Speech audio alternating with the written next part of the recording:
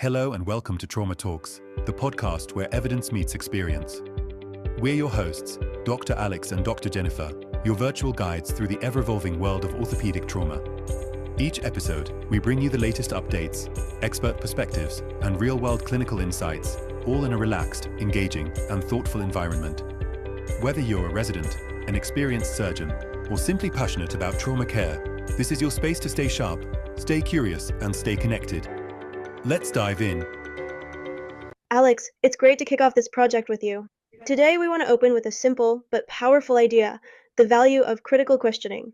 Even in topics we think are settled, the evidence keeps evolving. That's exactly what we see in the JS editorials from 2023, 2024, and 2025, a clear reminder that staying updated isn't optional. It's part of good clinical care. Exactly, Jennifer. And those updates challenge us to rethink old dogmas. Let's start with one of the most classic debates, clavicle fractures. For a long time, we were trending toward more operative management in adolescents.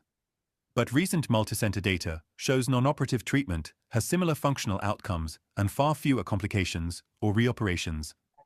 That's a big deal and calls into question how aggressively we should be operating on younger patients with completely displaced midshaft fractures. And it doesn't stop there. That same spirit of individualized decision-making is becoming central across trauma care. Take proximal humerus fractures in older adults, for example.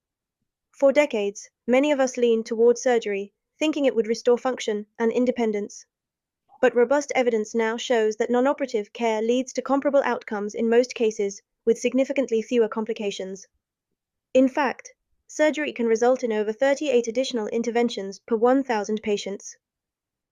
And we have to balance that with data like the Delphi trial, which tells us that reverse total shoulder arthroplasty, when used in the right subgroup, does improve function.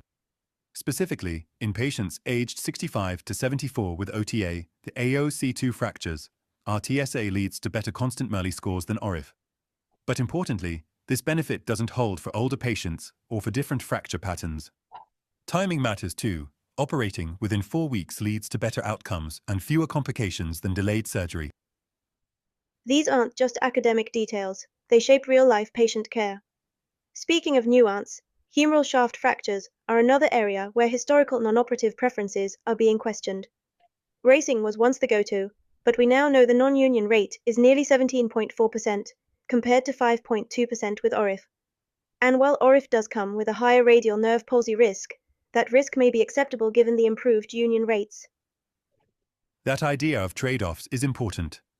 Like in the use of intramedullary nailing versus plating.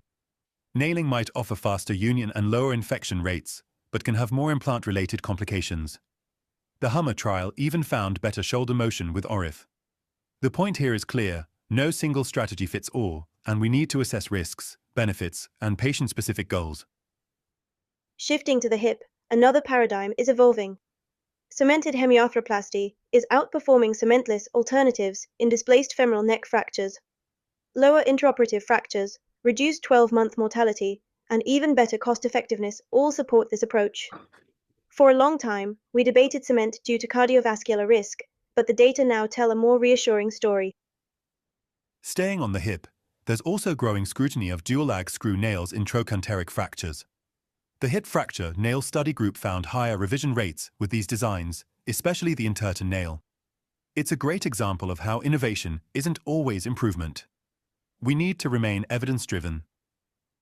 And we see that again in the management of unstable pertrochanteric fractures. A randomized trial showed that adding an anterior support screw to the cephalomedullary nail significantly reduced reduction, loss, and shortening. That small adjustment made a real difference.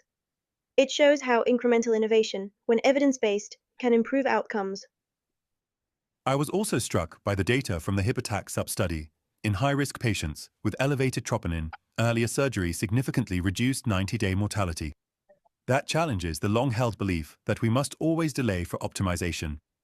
Maybe, in some cases, speed saves lives.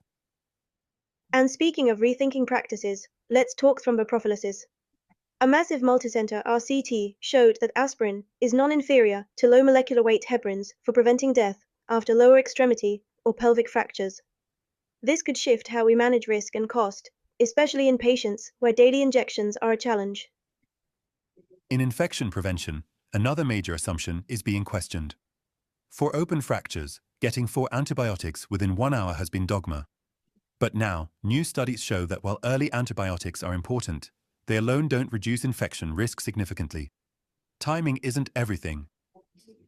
Right?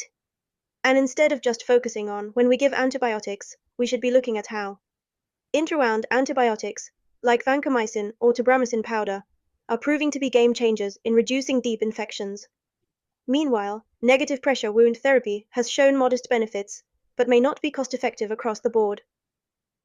This also highlights the broader principle: what was once unquestioned can and should be questioned. Even something as simple as the type of skin prep, iodine povacrylex outperformed chlorhexidine in preventing infections in closed fractures. It's all about the details. And that attention to detail extends to pain management. Regional anesthesia continues to evolve. Fascia iliaca blocks with low-dose spinal anesthesia reduce hypertension and opioid use. PENG blocks offer better pain control than 4 opioids in hip trauma. And intraoperative hematoma blocks with ropivacaine are reducing opioid needs after femoral nailing. These techniques are improving recovery without increasing risk.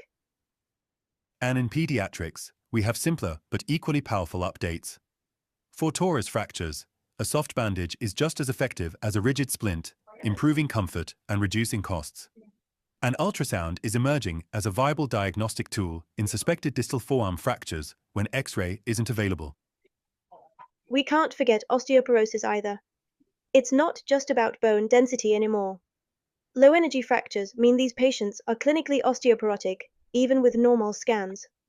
Identifying them and starting treatment changes lives. Agents like romosozumab and zoledronic acid not only prevent fractures, but also improve survival. That brings us full circle. Critical questioning isn't about doubting everything. It's about refining our understanding as new evidence emerges. It's about asking, is this still the best for my patient? That's the heart of this podcast. Evidence, context, judgment. It's about evolving together.